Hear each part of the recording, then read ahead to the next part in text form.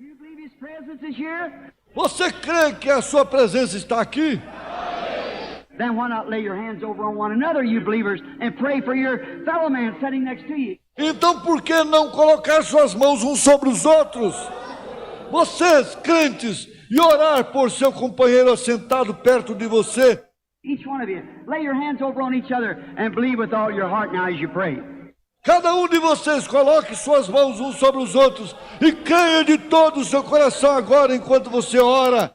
Pray the way you do in church. Ore da maneira que você faz na igreja. Believe the way you've always believed. Creia da maneira que você sempre creu. Now let that Spirit of God that made you a Christian be just as great and royal to you as you're praying for that person as that mother dear had in her being a mother. That loyal Spirit of Christ that's here now. Agora deixa aquele Espírito de Deus que te faz um cristão ser tão grande e real para você, enquanto você ora por aquela pessoa, pois como aquela mãe, o Cossa tinha em si ser mãe, aquele leal Espírito de Cristo está aqui agora. That the world don't believe. Embora o mundo não creia, The world hates it. The world don't understand it. o mundo odeia isto, o mundo não compreende isto. The Bible said they wouldn't. The world knows its own and God knows His own. A Bíblia diz que eles não entendem. O mundo conhece os seus e Deus conhece os seus. God promised that it's a truth. Deus prometeu isto. É a verdade. So help me, it's a truth. Então ajude-me. É a verdade. Jesus Christ the same yesterday and forever. Jesus Cristo é o mesmo ontem, hoje e eternamente. Pray now. Orem agora. Lord Jesus, here lay some handkerchiefs laying here that's for the sick and the afflicted. Now lay my hands upon them. Senhor Jesus, aqui estão alguns lenços colocados aqui, que são para os enfermos e aflitos, e eu coloco minhas mãos sobre eles. Because we're taught in the Bible that taken from the body of Paul, handkerchiefs and aprons, and unclean spirits went out of the people and they were healed of diseases. Porque somos ensinados na Bíblia que eles colocavam no corpo de Paulo lenços e aventais, e os espíritos imundos saíam do povo e eles eram curados das enfermidades. Now we're not St. Paul, but you're still Jesus. Agora nós não somos o Santo Paulo, porém tu continuas Jesus. And I pray that you'll honor these, for these people that couldn't be to the meeting. E eu oro para que tu honres estes lenços pelas pessoas que não puderam estar nas reuniões. May when they're laid upon the people, may it come to pass, like one of the writers said, when the Red Sea got in the way of the children of Israel. Que quando eles forem colocados sobre as pessoas, que possa acontecer, como um dos escritores disse, quando o mar vermelho estava no caminho dos filhos de Israel. God looked down through that pillar of fire with angry eyes, and the sea got scared because it was standing in the way of the path of duty to believers. Deus olhou através da coluna de fogo com olhos irados, e o mar ficou com medo, porque ele estava no caminho do dever dos crentes. And the sea moved back, and the believers went over to the promised land. E o mar se moveu e os crentes foram para a terra prometida. Lord God, look down through the blood of your Son, Jesus Christ, tonight, upon these handkerchiefs, upon these audience here, with their hands laying on each other, praying for each other. Senhor, olhe através do sangue de teu Filho, Jesus Cristo, nesta noite, sobre estes lenços, sobre esta audiência aqui, com suas mãos colocadas uns sobre os outros, orando por cada um. You said, confess your faults one to the other, pray one for the other, that you may be healed. Tu disseste, confessem suas faltas uns aos outros, orem pelos outros, para que possam ser curados. For the affectionate fervent prayer of the righteous availeth much. Pois a oração do justo pode muito em seus efeitos. Boa noite, irmãos. É pela graça que estamos aqui mais uma vez. Nós estendemos nossos cumprimentos aos irmãos que nos assistem pela internet. Nós estamos aqui mais uma vez no Tabernáculo da Fé, na cidade de Porá, sob a direção do pastor José Alves Rodrigues. Ele se encontra em seus aposentos ali na chácara, nesse momento. E como eu disse, para nós é um privilégio estar aqui para termos um momento na presença do Senhor, na presença de Deus, falarmos um pouco do que nos interessa nos dias que nós estamos vivendo. Nós falamos sobre o assunto no sábado passado sobre a linhagem da semente original e da falsa vinha, sendo como ênfase nosso assunto a partir do mundo pós-diluviano. E através da descendência de Cão e Sem, mas o nosso foco está na linhagem de Cão, o assunto desde os dois assuntos, 2 sábados passados. E hoje é um assunto muito amplo, que não se conclui, mas hoje eu quero dar, assim, dentro de nosso segmento de raciocínio do assunto, eu quero concluir aqui hoje sobre essa linhagem da descendência de Cão. Eu convidarei o nosso diácono, o irmão Antônio Vieira, para fazer uma oração aqui, irmão, e estender seus cumprimentos aos irmãos que estão nos assistindo, os demais que estão aqui. Por favor. Boa noite, com Jesus, a todos os irmãos que nos ouvem neste momento.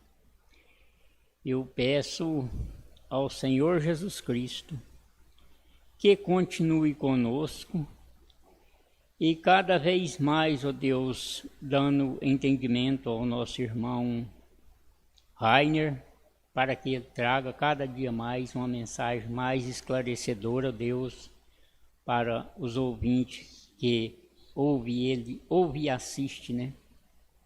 E peço a Deus também que continue abençoando o pastor José Alves, sua família, todos os irmãos, continue abençoando o pastor Joaquim também, dando muita saúde para ele.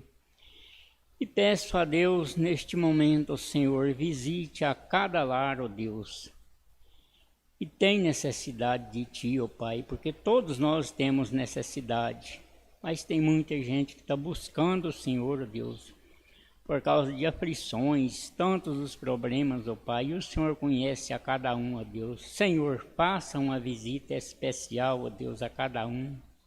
E nos ajude, ó Deus, nos dê força, ó Pai, nos encoraje, ó Deus, para que estejamos sempre na Tua casa, ó Pai, para bendizer e louvar o Seu santo nome, ó Deus.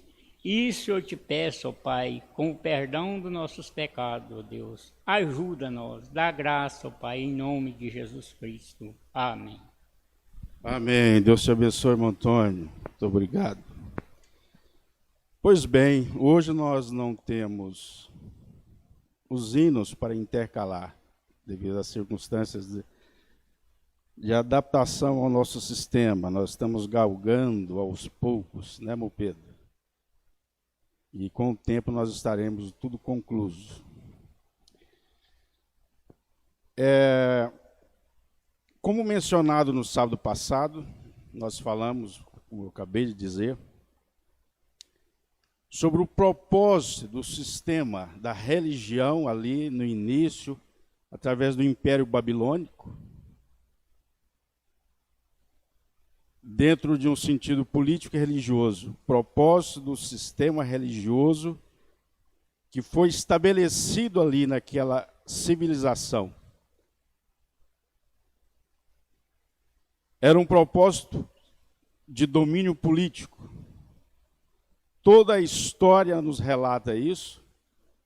Se formos analisar o tempo dos gentios, a organização, o domínio político dos impérios de Babilônia, Medo, persas, grego e romano.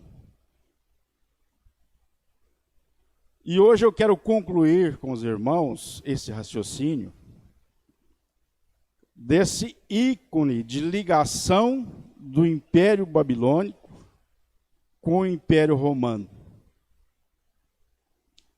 Nós temos um império de menor proporção que fez esse elo de ligação do sistema político e religioso dentro de um plano politeísta, que é crer em deuses.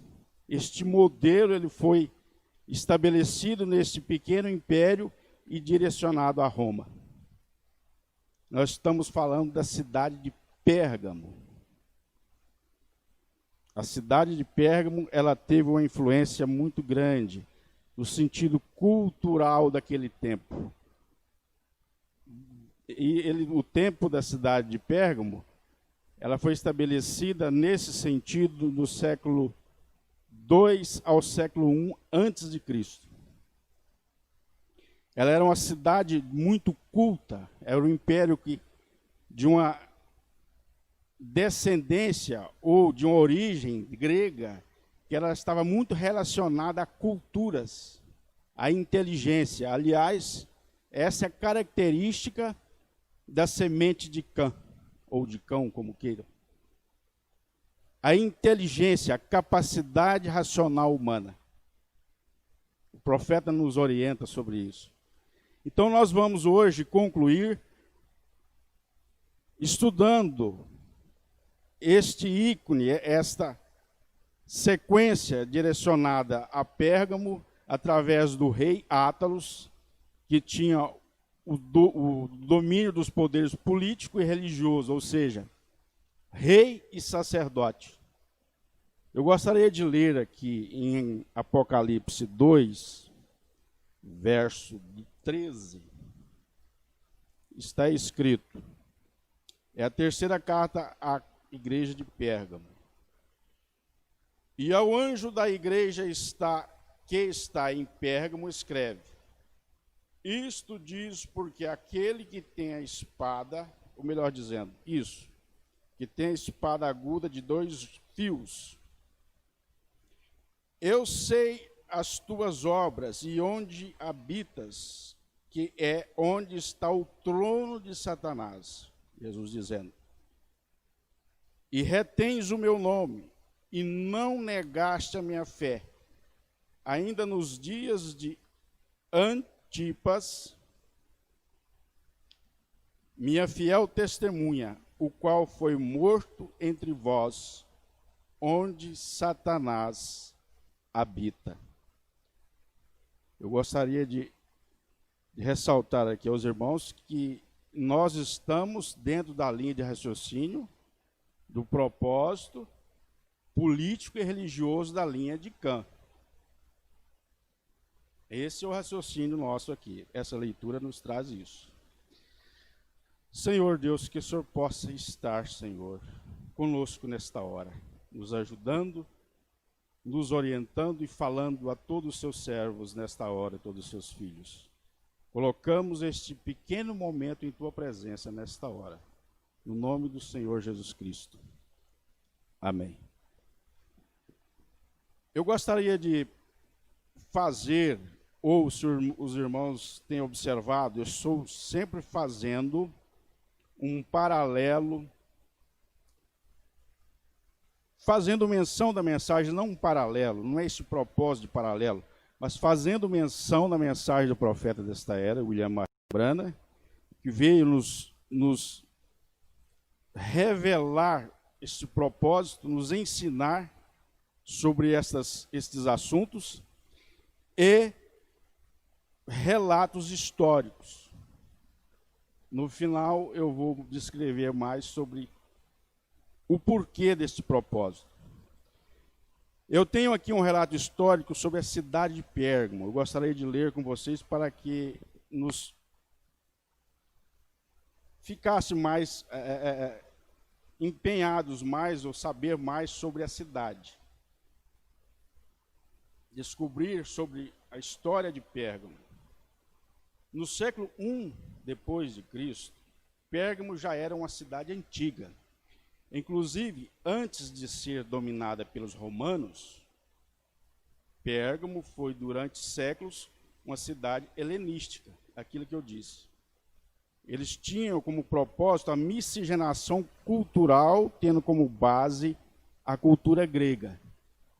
Os intelectuais daquela época, eles estavam preocupados em interagir através das sabedorias daquele tempo, dos impérios, e principalmente, ou concomitantemente, ao sistema religioso. Esta era a preocupação da cidade de Pérgamo. A proeminência da cidade de Pérgamo começou por volta do século III a.C., ainda na dinastia de Átalos.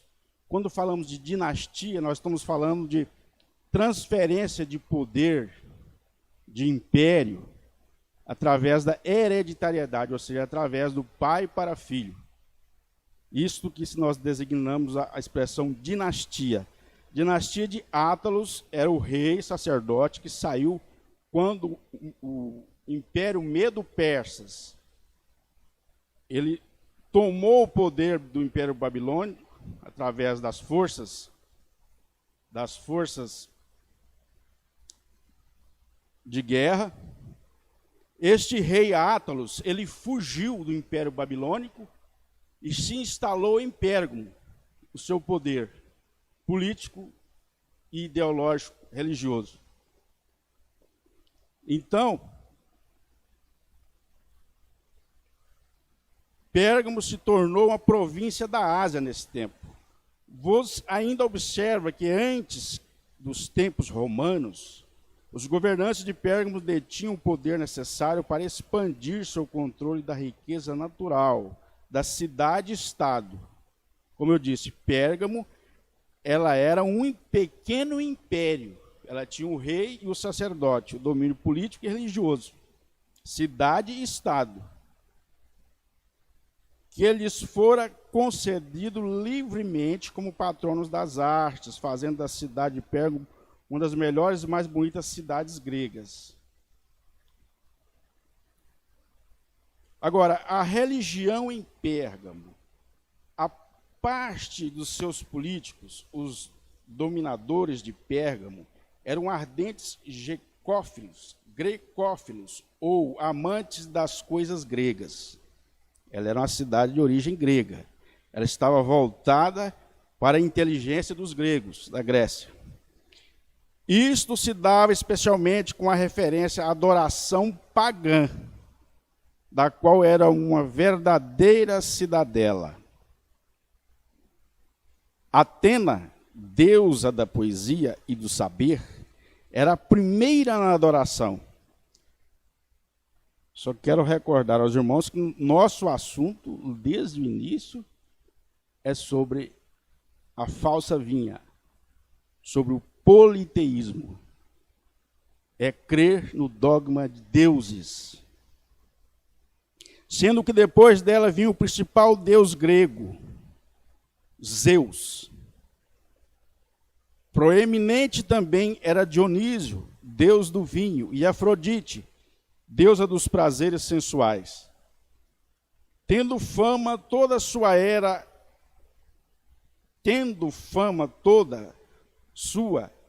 Esculápio, como deus da cura, de grande escoa em conexão com o seu culto vinha Galeno, o pai da medicina. Outros deuses adorados em Pérgamo eram Apolo, o antigo Céibire, Deméter, Eros, Hércules, Hermes. Quem foi Hermes? Foi pai de Nimrod. Cuxê ou Cusi. Existem várias interpretações sobre esse nome. Ele era considerado o pai dos deuses, lá no início do Império Babilônico. Poseidon, bem como uma hoste de outros menores. Em adição aos dispendiosos templos e aos belos bosques dedicados a tais deuses, havia o grande altar do Zeus, Sóter. Feito de mármore, tinha mais de 100 pés quadrados e quase 50 de altura. Tinha uma grande escadaria e colunas aos 3 lados. Ornamentando havia o gigantesco friso já mencionado. Acha-se hoje no Museu de Berlim e foi chamada de o mais impressionante monumento de escultura produzido pelos antigos europeus. Outra característica notável da adoração pagã em Pérgamo era a adoração dos dominadores políticos.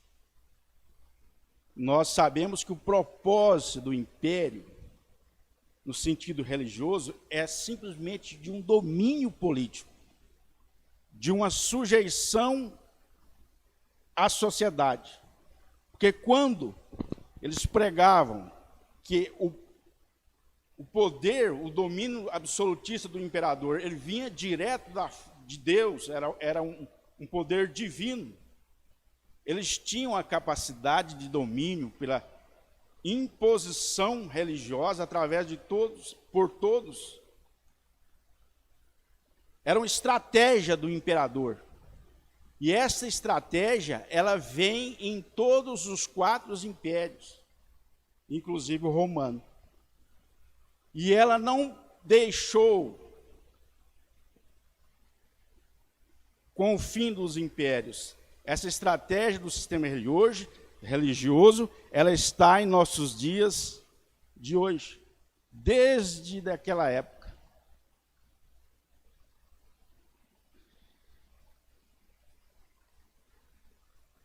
Eu me perdi aqui onde eu estava. Se eu repetir um pouco, vocês me perdoem, mas em adição aos dispendiosos templos e aos belos bosques dedicados a tais deuses, havia o grande altar de Zeus, Sóter, feito de mármore, tinha mais de 100, estou repetindo, pés quadrados e quase 50 de altura. Outra característica notável da adoração pagã em Pérgamo era a adoração dos dominadores políticos. É aqui que eu parei. Eles não acreditavam em democracia, mas governavam mais ou menos como benignos autocratas. Democracia, vocês sabem, nós sabemos o que é. Toda a conduta do chefe de Estado ou do governo está atrelado ao sistema legal. Todo poder do supremo chefe está ligado à lei. Então ele tem um domínio para que ele não possa usurpar daquele poder. Agora, no absolutismo não existe. Toda a conduta do rei, ela é válida. O rei não está sujeito a nenhuma conduta, nenhum ditame legal. Eles não acreditavam em democracia, mas governavam mais ou menos como benignos autocratas. Cria-se que eram descendentes dos deuses, é aquilo que eu disse. Observe aqui. Cria-se que eram descendentes dos deuses e eram adorados desde o princípio. Então, essa sujeição, é isso que eles passavam às pessoas, que eles eram o próprio Deus em carne. Deus encarnado ali naquele trono através do domínio político, que também se configurava ao religioso. Átalo I, que foi o imperador que fugiu do Império Babilônico e foi para a cidade de Pérgamo, por ter livrado o seu povo da ameaça e do jugo dos gauleses ou gálatas, foi aclamado como rei Átalo, o Salvador. Não é de se admirar, portanto, que Pérgamo tenha sido a primeira cidade provincial a erigir um templo para a adoração do imperador romano. Quero destacar aqui a vocês o propósito do assunto hoje, que eu disse no início. Pérgamo foi um ícone de ligação do Império Babilônico com o Império Romano. Ela erigiu o primeiro ao imperador Augusto em 29 a.C. e o segundo no tempo de Trajano, 98 a 117. E um terceiro nos dias de Severo, que governou 193 a 211. Estou falando há anos depois de Cristo. Agora, onde está o trono de Satanás? Referindo a Apocalipse 2:13. Por que se referiu João a Pérgamo como o lugar onde está o trono de Satanás? Alguns têm dito que foi porque Pérgamo era a casa intermediária ou ponte entre a religião da antiga Babilônia e a de Roma. Eu gostaria de ressaltar aqui a vocês, os irmãos, que isso aqui é um ponto de vista desse relato histórico. É um ponto de vista. Existem 3 pontos de vista deles aqui que eu quero ler, e a conclusão. Deveras, segundo disse um historiador, os derrotados caldeus fugiram para a Ásia Menor e fixaram o colégio central deles em Pérgamo, referindo-se à derrota deles em 539 a.C. Todavia, por volta de quando João teve a sua visão registrada no livro de Apocalipse, em 96, a sede de Babilônia, 96 a.C., a sede de Babilônia, a grande, ou do império mundial da falsa religião, já tinha sido removido para Roma. E aí aqui ele cita uma referência de Apocalipse 14, verso 8. E continua. Ainda outros aplicam as palavras de João ao grande altar dos Zeus, Sóter, pelo qual Pérgamo era famosa. Deveras, este altar era notável pelo seu grande tamanho, mas não parece razoável concluir-se que meramente este fato determinaria onde estava o trono de Satanás. Quando se considera que Satanás é chamado o Deus invisível deste sistema de coisas, torna-se evidente que o seu trono seria algo mais do que um mero monte de pedras. Essa é a interpretação do historiador. Antes, o que parece explicação mais razoável das palavras de João é que o templo e o culto de adoração do imperador foi o que as fez aplicarem-se a Pérgamo. Deveras, esta forma de adoração representava uma séria ameaça aos primitivos cristãos. Aos primitivos cristãos. Muitos foram martirizados por causa de manterem os cristãos a integridade e recusarem transigir. Porque a partir do momento que o cristianismo começa a ser disseminado, os irmãos da era antiga, da primitiva, começam, as pessoas, a sociedade começam a tirar a atenção do poder divino do imperador. Mas que negócio é esse de cristianismo? Quem é esse Jesus que veio por aí? Nós somos o detentor do poder divino, nós somos os próprios deuses. Aí começaram, desde a antiguidade, a perseguição aos cristãos. Continuando, visto que Apocalipse 2,13 menciona o trono de Satanás, ao mesmo tempo que o martírio de Antipas. Todos nós conhecemos a história de Antipas. Ele foi martirizado por permanecer, demonstrar a sua devoção ao cristianismo. É razoável concluir-se que os dois têm uma associação e teriam-se o trono de Satanás se referir à adoração do imperador ou do Estado. Aqui eu acabei de dizer. Então, o império não podia aceitar isso. E nós vamos ver mais na frente que, cara, no Império Romano ele mudou a estratégia. Você já sabe o que eu estou dizendo. Mas nós vamos chegar lá.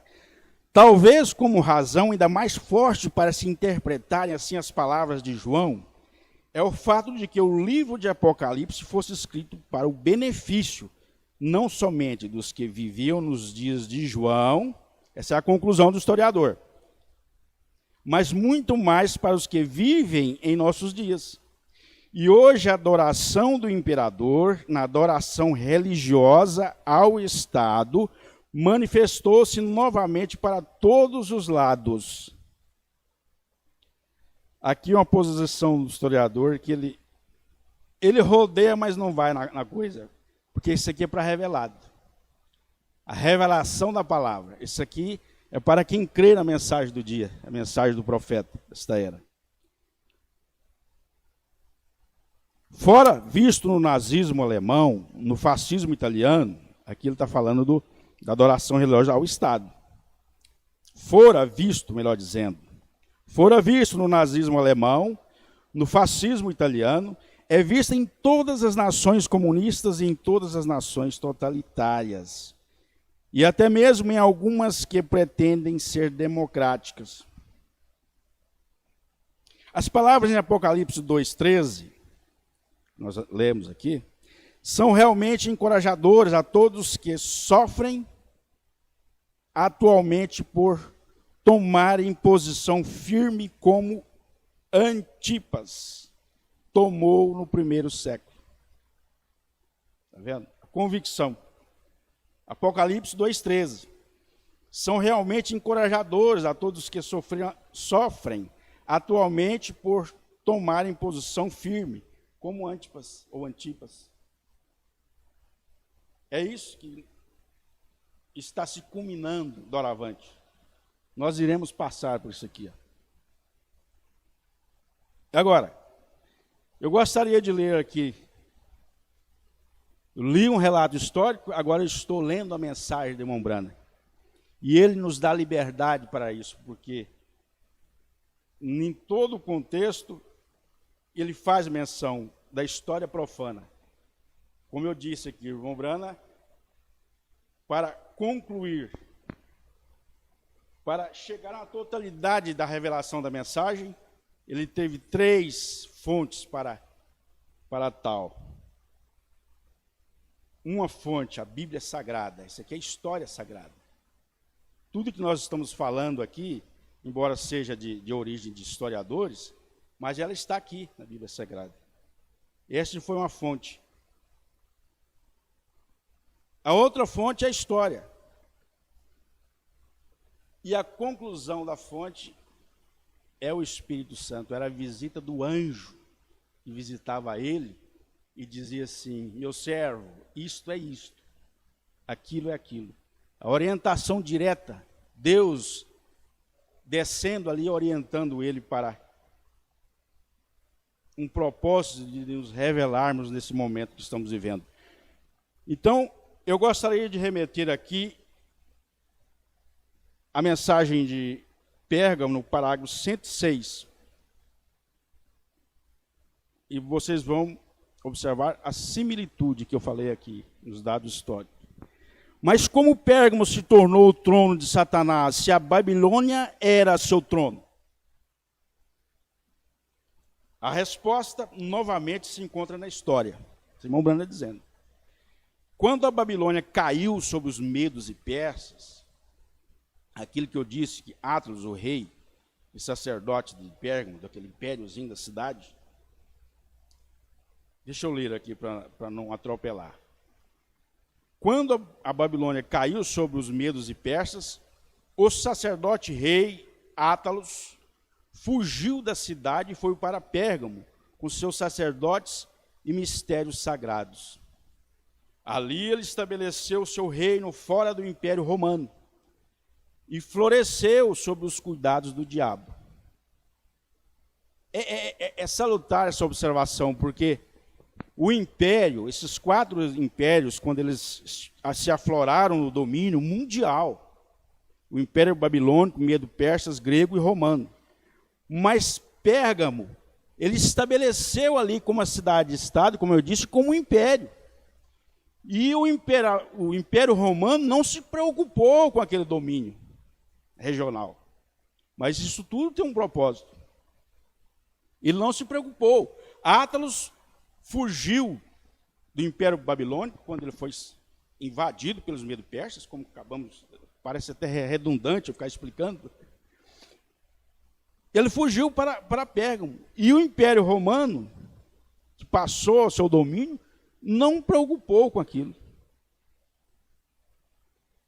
Ora, essa aqui é a sequência que eu coloquei aqui no parágrafo do Mombrana. Acho que é o 107 ou 108. Pulou alguns 2 parágrafos. Mas é que eu achei de suma importância para nós aqui. Parece redundante ele dizer aqui, mas é porque eu peguei a sequência logo mais abaixo. Ora, até este momento não cheguei ainda àquele ponto na história que prometera cobrir. Isto é, a mistura da religião de Nimrod e a religião cristã. Você se recorda que Átalos fugiu da Babilônia para Pérgamo e estabeleceu seu reino fora do alcance do Império Romano. Ele floresceu pelos anos, alimentado pelo Deus deste mundo. Vocês estão entendendo? Expressão do irmão Branco, Deus deste mundo.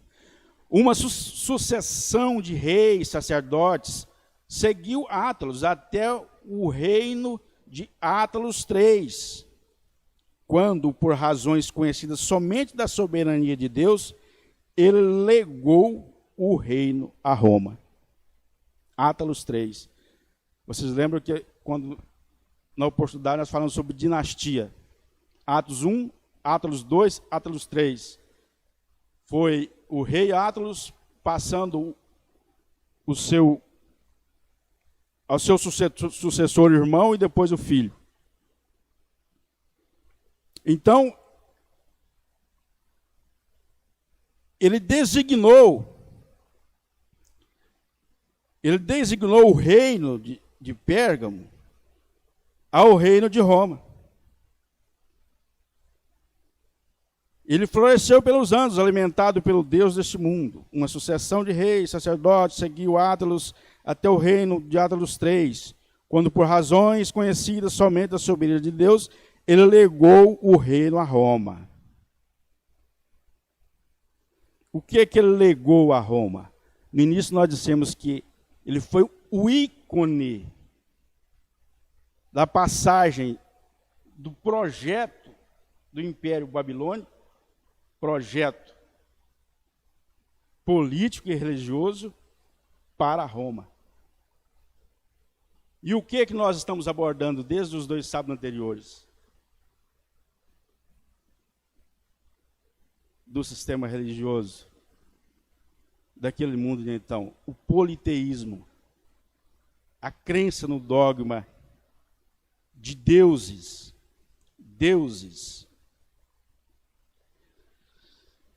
Júlio César, então, tomou ambos os reinos, o físico e o espiritual, porque ele se tornou pontífice máximo da religião babilônica e foi, por conseguinte, sacerdote e rei. Sacerdote e rei. Domínio político e religioso. Este título passou sucessivamente aos imperadores até o tempo de Máximos III, que o recusou. Aqui nós não vamos entrar nesses pormenores, porque é um assunto muito amplo, tem tantos segmentos, tantas coisas, o tempo não nos permite. O irmão Branham também foi sucinto aqui, nós seremos. Segundo a história de Estevão foi um historiador. Segundo a história de Estevão, foi então que o Papa tomou a supremacia que o imperador rejeitara. E hoje existe ainda um pontífice no mundo. A chaga foi curada. O império, ele não existe mais político, mas o religioso ele está em plena evidência em nossos dias. E ele é verdadeiramente o pontífice máximo. Ele usa uma coroa tríplice e reside em Roma. E em Apocalipse 17, Deus não se refere mais em Pérgamo como trono de Satanás, nem diz que é onde Satanás habita. Em Apocalipse 17, Deus não refere mais em Pérgamo como trono. Não, a sala do trono não se acha mais em Pérgamo, mas sim no mistério da Grande Babilônia. Mistério da Grande Babilônia. É um mistério para quem não é revelado. Politeísmo é um mistério. Ele não está na Babilônia, mas no mistério da Babilônia. Ele não está na Babilônia, mas no mistério. Ele se encontra numa cidade sobre 7 colinas. Sua cabeça é o anticristo, porque ela usurpou o lugar de Cristo, que é o único mediador e o único que pode perdoar pecadores. Sim, o pontífice máximo está conosco hoje.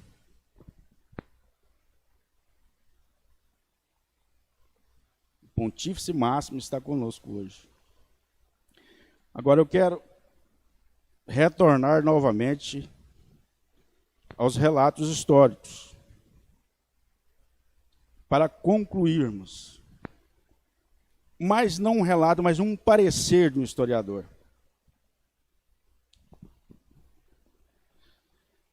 Para se ter uma compreensão melhor, basta analisar que muito antes de existir cristianismo, já existia a trindade em várias religiões. Como, por exemplo, Íris, Osíris e Horus, no Egito. Brahma, Vishnu e Shiva, na Índia. Muda-se apenas de religião, mas a forma é a mesma. Politeísmo. Origem de cão. A trindade foi enxertada no cristianismo juntamente com a conversão de pagãos que não quiseram abandonar suas práticas idólatras. Isso não é o irmão Brana falando, isso aqui é uma posição do historiador.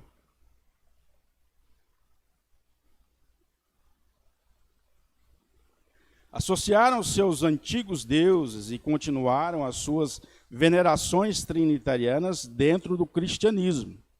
Através dos gregos, o Pai, o Filho e o Espírito Santo continuaram a serem cultuados na pessoa de Zeus.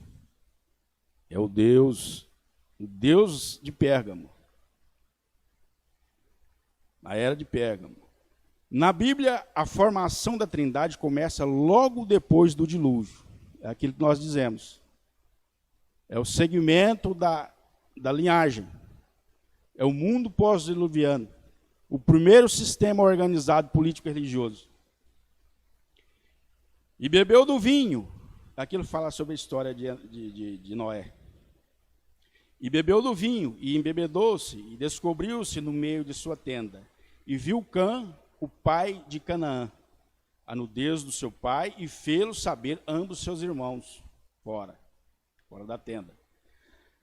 Então tomaram Sem e Jafé uma capa, e puseram-na sobre ambos os seus ombros, e indo virados para trás, cobriram a nudez do seu pai, e os seus rostos eram virados, de maneira que não viram a nudez do seu pai.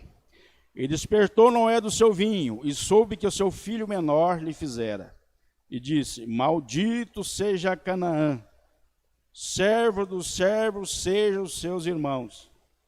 E disse: Bendito seja o Senhor Deus de Sem, e seja-lhe Canaã por servo. Alargue Deus a Jafé, e habite nas tendas de Sem, e seja-lhe Canaã por servo. Gênesis 9, 21 a 27. De Cã, o Cão, e seu filho Canaã, surgiram os povos jebuseus e cananitas.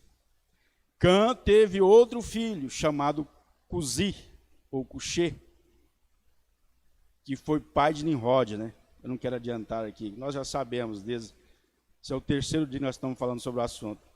Que por sua vez se casa com uma mulher chamada Semiramis, e com ela tem um filho chamado Nimrod. Gênesis 10, versículo 8. O nome Nimrod significa rebelde. E ele foi a exata personificação da desobediência. Fazia tudo ao contrário da vontade do Eterno. Isso aqui é um parecer histórico. Quero frisar mais uma vez. Nimrod edificou Babel, que mais à frente na história se tornaria o que chamamos hoje de Babilônia. Ele foi o primeiro líder a se auto-intitular Deus. Ele juntou as pessoas em Babel e as obrigava a adorá-lo como Deus Sol. Não sendo bastante, tentou construir uma torre que chegasse ao céu. Depois, Nimrod toma a sua própria mãe como esposa. Olha a origem da divindade daquele império. Incesto do filho com a mãe. Olha a origem do politeísmo. Dogma do sistema religioso de hoje. Samir agora se casou com o Deus Sol. Começa a se auto-intitular Deus a Lua. A mulher, a esposa de Cussi, se torna esposa do filho e começa a se intitular depois como Deus a Lua.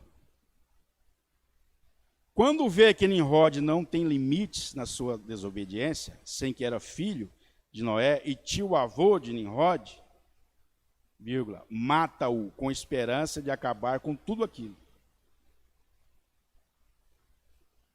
Mas como um Deus pode morrer? Se é o próprio Deus encarnado, como que ele pode morrer?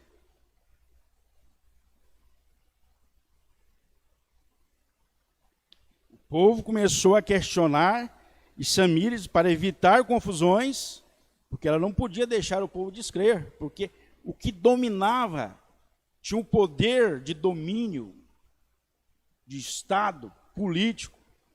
O que ancorava aquele poder era o sistema religioso, era a devoção. Então ela não podia deixar aquilo cair por terra. O povo começou a questionar Semíramis para evitar confusões. Diz que ele não morreu, apenas voltou para seu lugar de origem. Se ele é espírito, ele voltou para seu lugar de origem, ele não morreu. Ora, se tivesse morrido mesmo, o sol não continuaria brilhando. Ele era o Deus Sol. Argumento. Arrazoamento. Convencimento. Pouco tempo depois, Samíris descobre que está grávida. Mas isso não é possível, afinal, seu filho marido está morto. Ela mente novamente, dessa vez para encobrir seu adultério, dizendo que o espírito de Nimrod, o espírito do Deus Sol, a engravidou. Isso é o conluio para manter no poder, no domínio. Agora, é aquilo que eu disse. Qual o propósito das pessoas se tornar devoção para Deus como indivíduo, como Salvador, como vida eterna? Olha a distância que está isso. Porque o propósito aqui de deuses naquele tempo de então era simplesmente um propósito de domínio de Estado, domínio político. E as pessoas, eu não digo por simplicidade, mas por crença, acreditavam que aqueles imperadores eram Deus em carne. Samiramis chama seu filho de Tamuz, e para continuar o engano, ela diz que ele é o próprio Nimrod. Aí, o que nós entendemos disso? O próprio Nimrod que foi e voltou. Daí surge a primeira ideia reencarnacionista. Reencarnação, a doutrina. Certo dia, quando estava num bosque, Tamuz morre acidentalmente e seu corpo é encontrado em cima de um tronco. Mais uma vez, como um Deus morre, mas ele é espiritual, ele vê, como que ele morreu? Filho morreu. E Samiramis de novo diz que ele voltou para o seu lugar de origem. Argumento. Tamuz é mencionado na Bíblia em Ezequiel 8, 14, 18. Isso aqui, irmão, é um parecer histórico.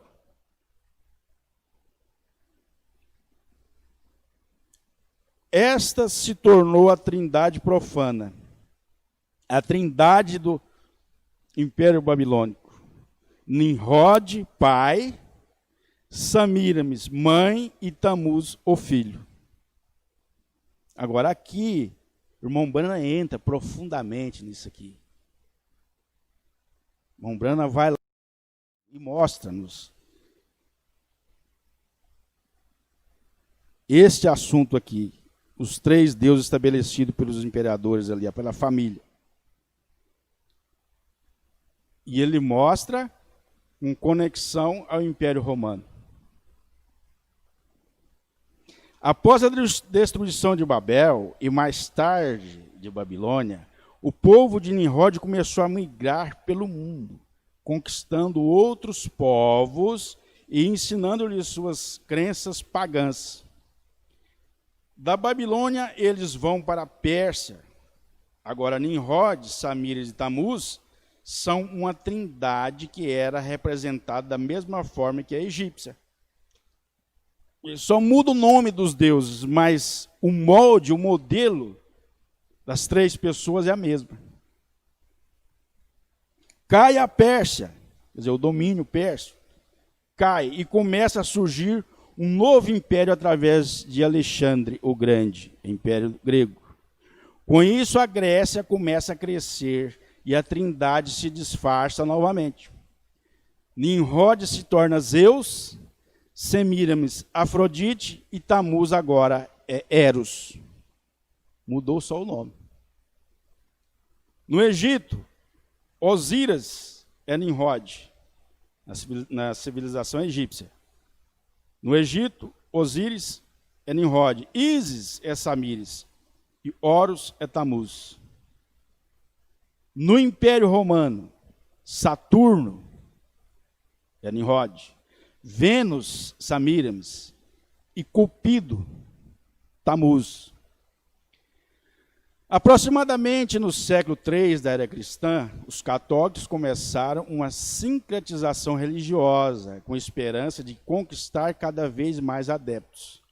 Começaram a introduzir imagens de cultura nas igrejas e nas crenças, a fim de facilitar a aceitação dos povos pagãos à nova religião. E acredite se quiser, hoje a trindade profana está disfarçada assim. Não se espante, pois é isso mesmo. O Espírito Santo é representado pela pomba como a terceira pessoa da trindade. Jesus, com uma cruz, é representado pela segunda pessoa da trindade. Deus Pai é a primeira pessoa da trindade e Maria é representada como a rainha dos céus. Isso lhe remete a alguma coisa? Conclui o parecer com essa pergunta. Agora, eu disse antes do propósito. de usar esses pareceres, esses relatos históricos e a mensagem do profeta William Branham. Qual é o propósito? Porque o sistema religioso, os líderes das igrejas orientam seus adeptos, nossos irmãos, sobre a heresia que é pregada pelo William Marion Branham. Então as pessoas já, antes de saber o que se encontra nessa revelação, eles já vêm com o arrazoamento estabelecido. Eles se estremecem, porque os líderes arrazoam suas mentes. Agora, o propósito que eu tive em fazer este paralelo é dizer com isso, vamos deixar o William Branham aqui, vamos deixar a Bíblia aqui, e vamos recorrer simplesmente à fonte histórica, foi o que eu acabei de ler. Qual seria a conclusão que chegaríamos se fôssemos remetermos simplesmente a fontes históricas através do mundo pré-diluviano? Vamos deixar essa heresia pregada pelo irmão Branham, esse falso profeta. Vamos atentar a isso, a esses relatos históricos. E aí, o que depois você me diria?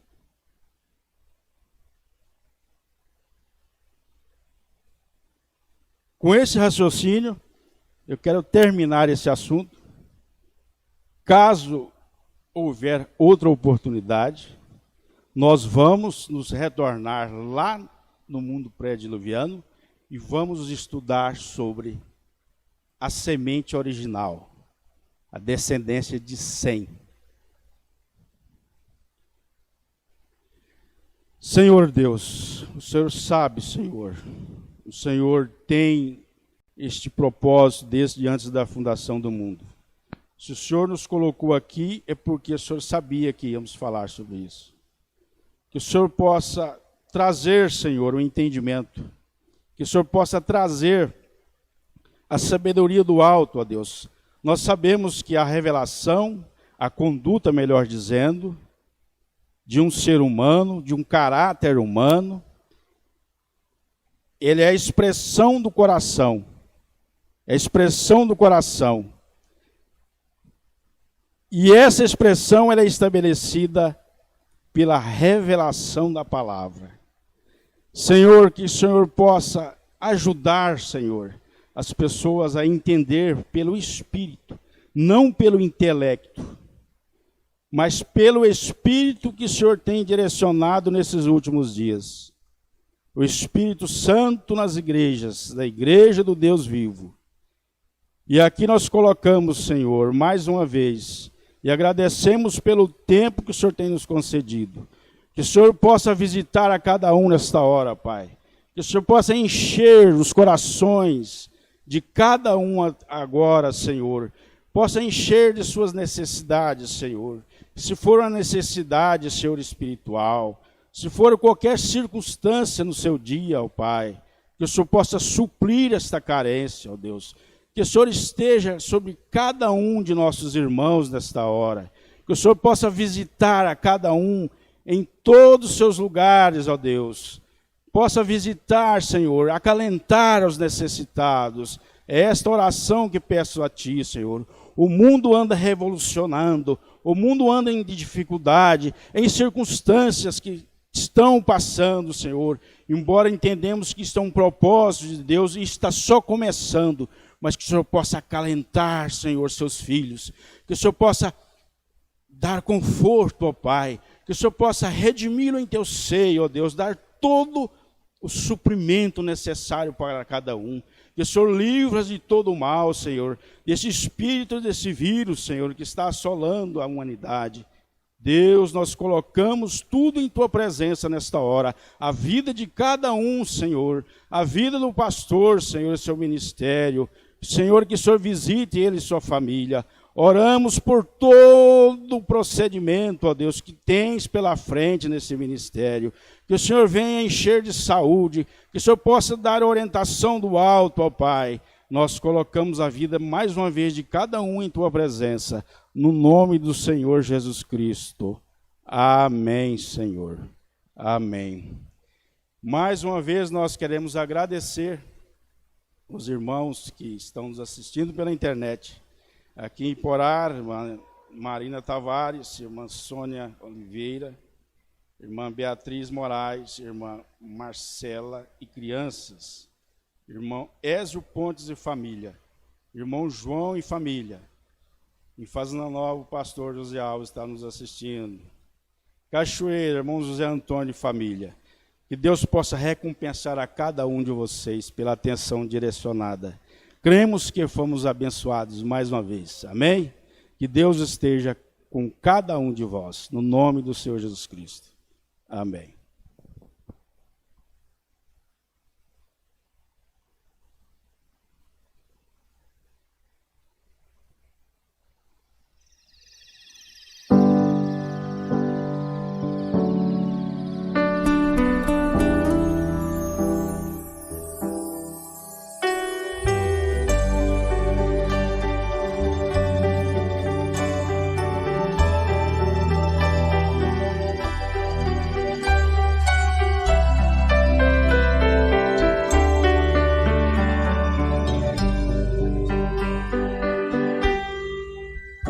Brevemente Jesus sua noiva vem buscar,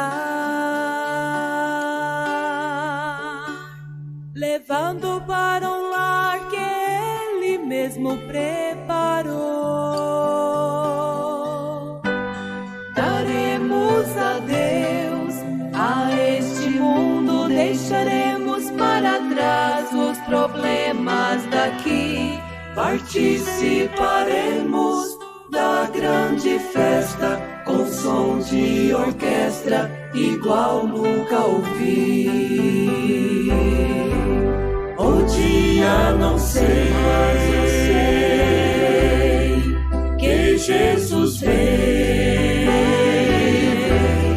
Pode ser agora ou a qualquer hora, eu sei que Ele vem.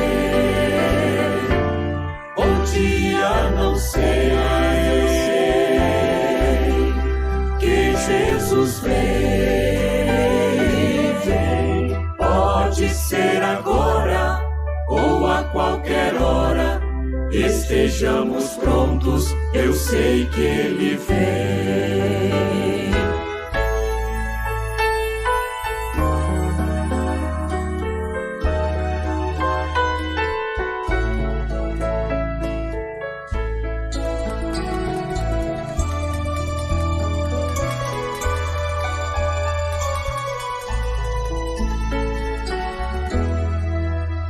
Estaremos com santos ali a cantar,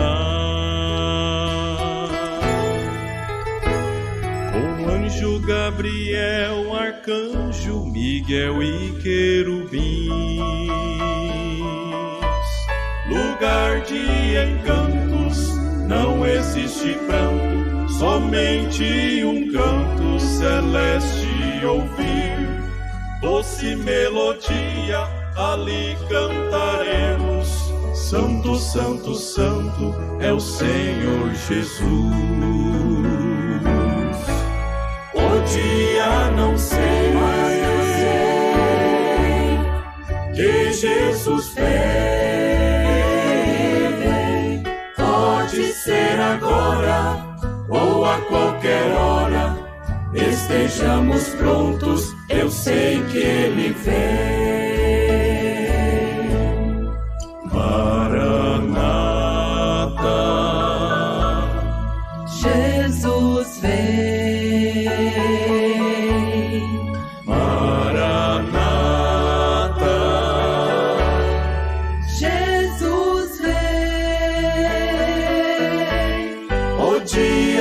sei que Jesus vem.